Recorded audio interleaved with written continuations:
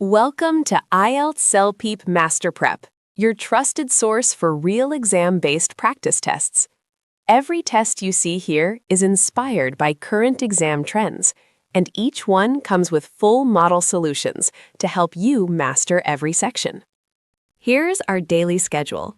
IELTS tests drop every morning at 7:30 a.m. Eastern, and CLP tests every evening at 5:30 p.m. Eastern. No matter which exam you're preparing for, we've got you covered every single day. Are you ready for today's test? Give it your best shot and comment your score. The top 5 scorers will be featured in our monthly Achievers newsletter and awards. Want your name included? Let's begin. Section 1. You will hear a man calling a leisure center to ask about swimming classes for his daughter. First, you have some time to look at questions 1 to 10.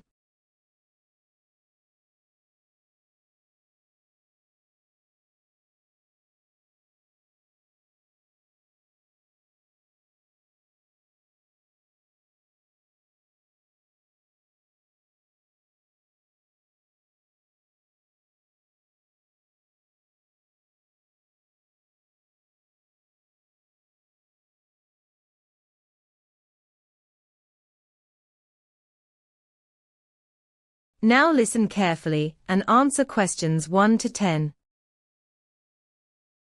Good morning, Riverside Leisure Centre. How can I help you? Oh, hello. Yes, I'm ringing to inquire about swimming classes for my daughter, actually. She's been asking to learn for a while now. Of course. I'd be happy to help with that. Could I start by taking your surname, please? Yes, it's Thornton. Thornton. Lovely, thank you, Mr. Thornton. And could I have your postcode as well? Sure. It's NW6 3RT. NW6 3RT, perfect. Right, and what's your daughter's first name? It's Phoebe. Phoebe. That's a lovely name. And how old is Phoebe? She's just turned 7, actually. Her birthday was last week.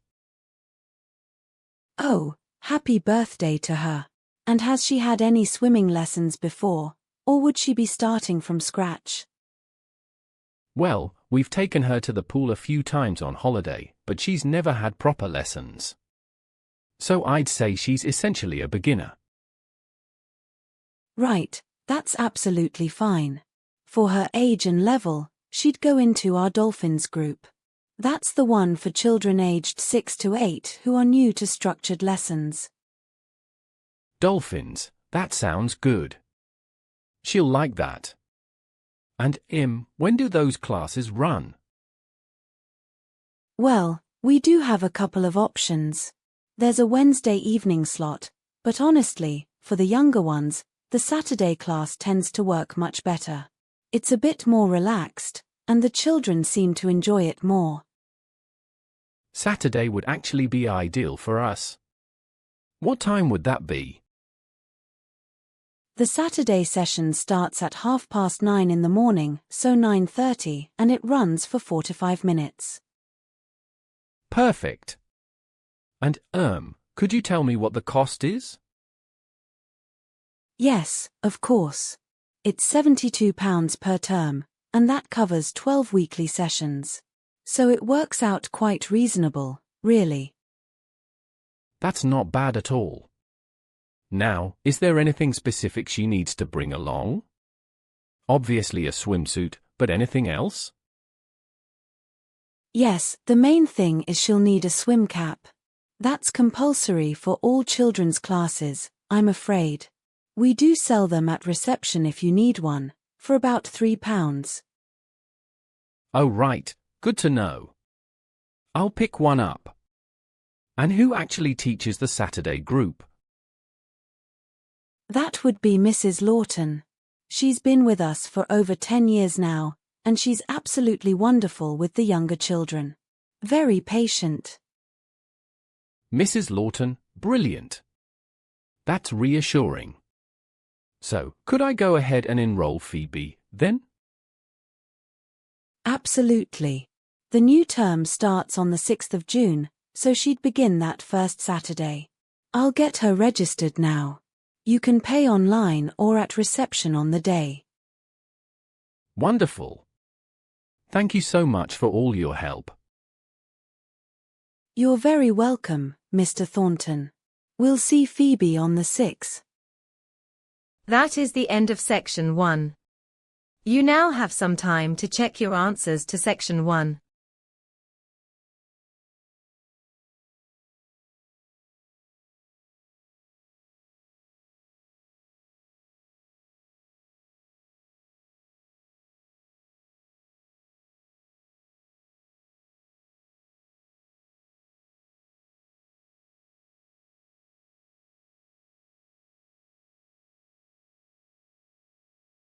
Section 2. You will hear a radio broadcast about a new community sports complex and its facilities. First, you have some time to look at questions 11 to 20.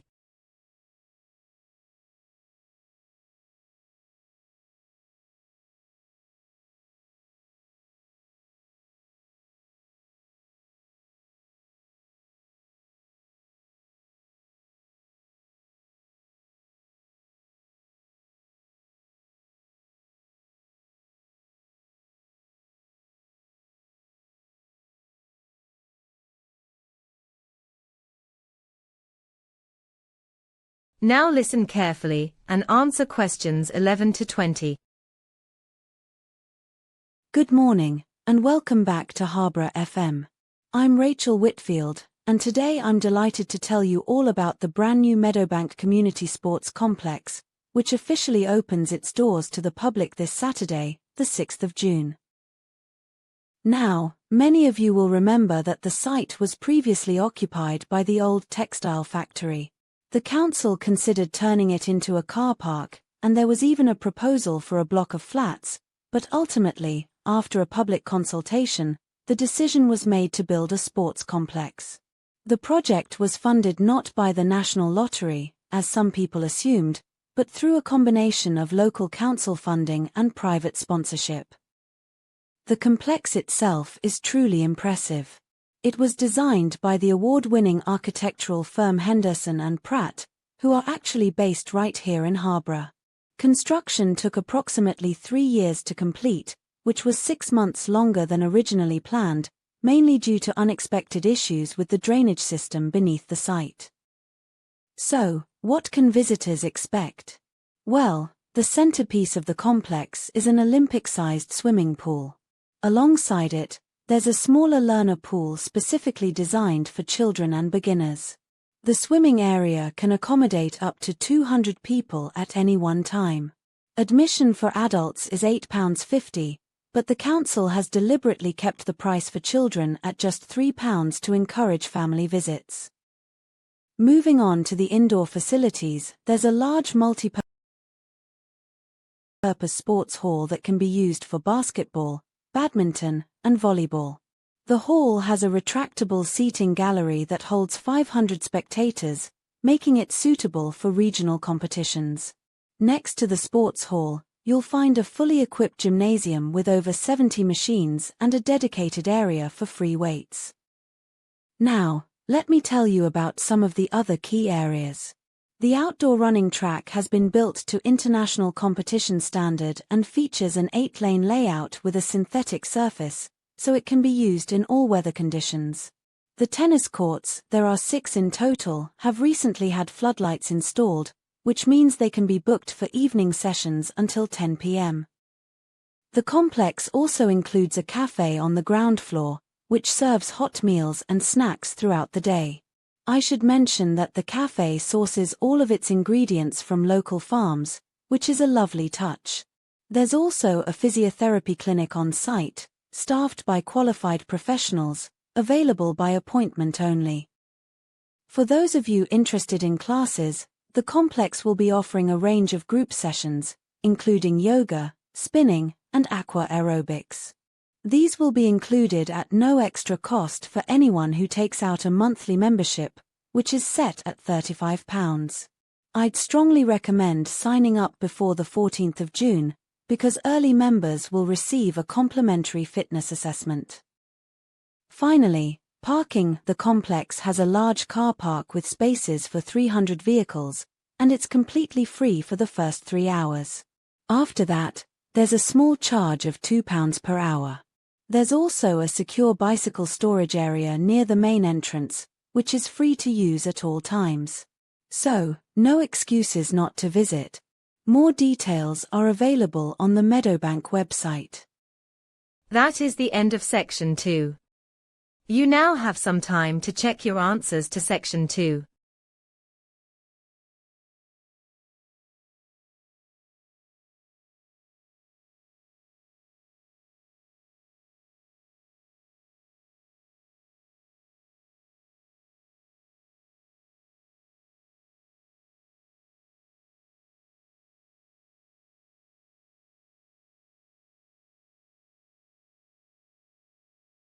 Section 3.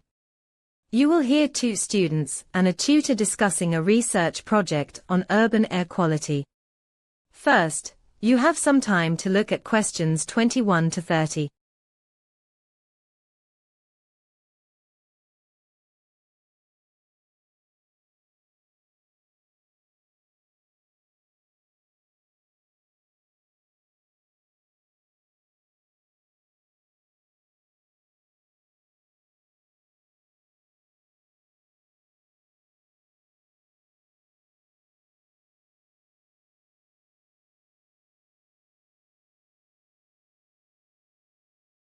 Now listen carefully and answer questions 21 to 30.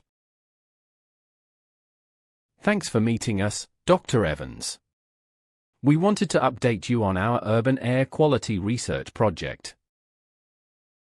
Of course, Tom. I've been looking forward to hearing how things are progressing. What stage are you at now? Well, we've finished the data collection phase. We originally planned to gather samples from 10 locations across the city, but we ended up narrowing it down to 6 sites because we realized we needed to focus on areas with the highest pedestrian traffic rather than trying to cover everywhere. That sounds like a sensible decision. Focusing your scope often leads to more meaningful results. And what methodology did you settle on for the actual measurements? We considered using portable handheld monitors, but in the end we installed fixed sensors at each site. Sarah suggested that fixed sensors would give us more consistent readings over the 4-week period, and she was absolutely right. Yes, the fixed sensors recorded data every 15 minutes, which gave us a really rich dataset. The data collection itself took longer than planned, though. We'd originally allowed 3 weeks, but calibration issues in the first few days meant it stretched to just over 4 weeks. Calibration can be tricky. Now, what about your literature review? Have you managed to situate your work within the existing research? That's actually an area where we feel we need more research.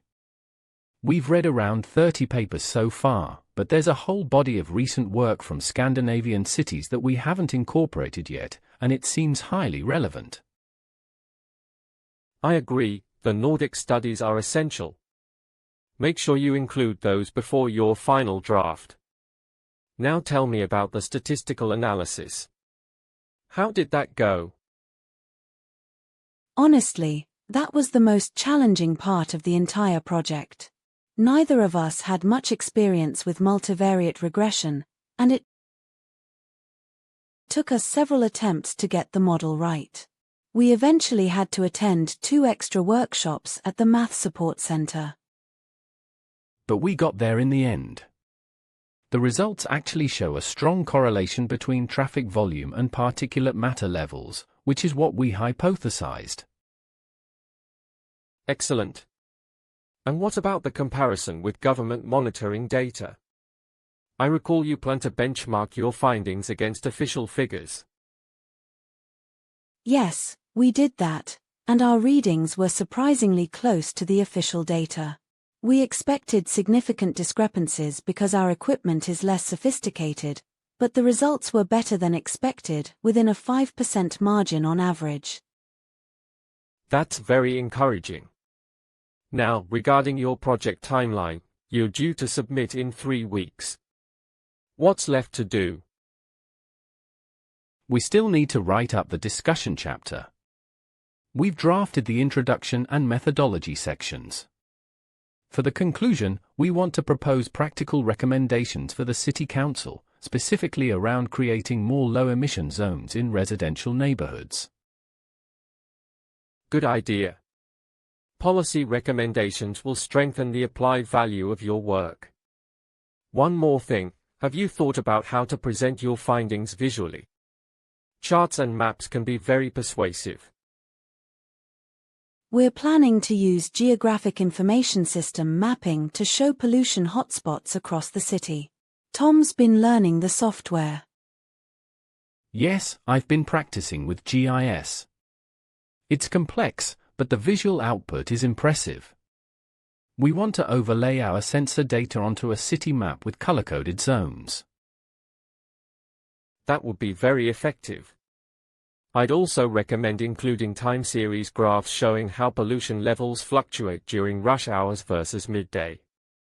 That kind of temporal analysis adds real depth. That's a great suggestion.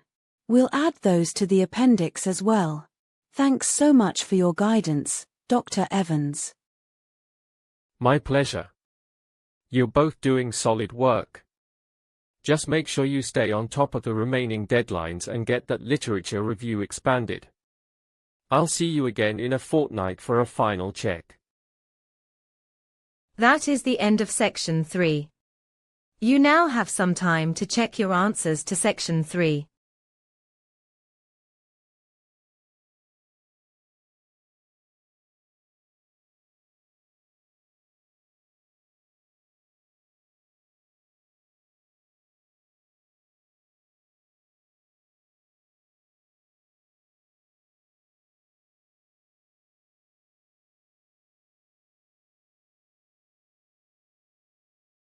Section 4. You will hear university lecture on the origins and evolution of the printing press. First, you have some time to look at questions 31 to 40.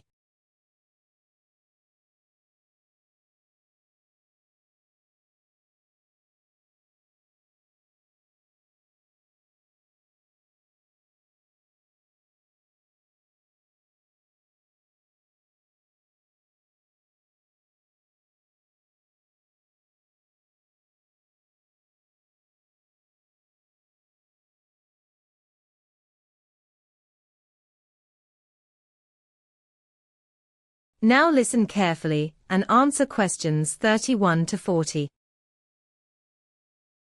Good afternoon, everyone. Today I'd like to take you through the fascinating history of the printing press, a technology that fundamentally transformed human civilization. We'll trace its origins in East Asia, examine how it developed in medieval Europe, and consider how it reshaped society in ways that are still felt today. By the end, I think you'll appreciate just how revolutionary this invention truly was.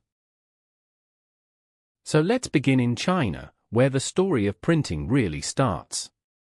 As early as the 7th century, Chinese artisans were using carved wooden blocks to reproduce text and images, a technique we call woodblock printing. Each block had to be painstakingly carved by hand, which made the process extremely labor-intensive. However, around the year 1040, a craftsman named Bai Xing developed what we regard as the first system of movable type. Crucially, his typepieces were made from ceramic, which was relatively easy to shape but unfortunately quite fragile. Despite this limitation, the concept was groundbreaking because it introduced the idea of reusability. Individual characters could be rearranged and used again for different texts, rather than carving an entirely new block each time. Now, moving westward and forward in time, we arrive at 15th century Europe and the figure most people associate with printing, Johannes Gutenberg. Working in the German city of Mainz around 1440, Gutenberg engineered a printing press that drew on several existing technologies. His real genius, though, lay in creating typepieces cast from a durable metal alloy, primarily a combination of lead, tin, and antimony. This alloy was far more resilient than ceramic and allowed for thousands of impressions from a single piece. Gutenberg also developed a special oil-based ink that adhered well to metal type and produced sharp, consistent lettering on paper. His most celebrated achievement was the printing of the Bible, completed around 1455, which demonstrated that books of exceptional quality could be produced with remarkable speed compared to manual copying. The impact of Gutenberg's press on European society was nothing short of extraordinary. Before the press, books were copied by hand, mainly by monks in monasteries, and a single volume could take months to produce. The printing press slashed production time dramatically, which in turn reduced costs and made books accessible to a much wider audience. Historians estimate that by the year 1500, roughly 20 million volumes had already been printed across Europe. This explosion in the availability of written material was a key catalyst for the Renaissance and, shortly after, the Reformation, as new ideas could now spread with unprecedented velocity. Of course, the printing press didn't stop evolving after Gutenberg. In the 19th century, the introduction of steam-powered presses transformed the industry once again. These machines could produce approximately 1,100 pages per hour, a staggering improvement over the hand-operated press. Then, in the 20th century, a method called offset printing became the dominant commercial technique. Offset printing works by transferring ink from a plate to a rubber blanket and then onto the printing surface, which allows for cleaner images and works efficiently on a variety of materials. Today, of course, we live in the age of digital publishing, where information is disseminated electronically and physical printing, while still important, plays a diminished role compared to centuries past. So to sum up, from Bai Sheng's ceramic characters in 11th century China to the digital platforms of our own era, the printing press has undergone continuous reinvention. What remains constant, however, is its core purpose, making knowledge accessible to the widest possible audience. Thank you, I'll take questions now. That is the end of section 4. You now have some time to check your answers to section 4.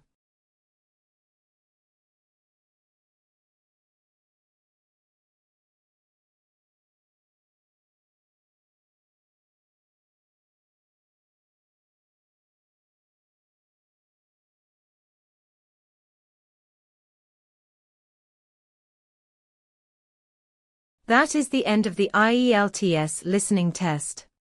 You now have some time to transfer your answers to the answer sheet.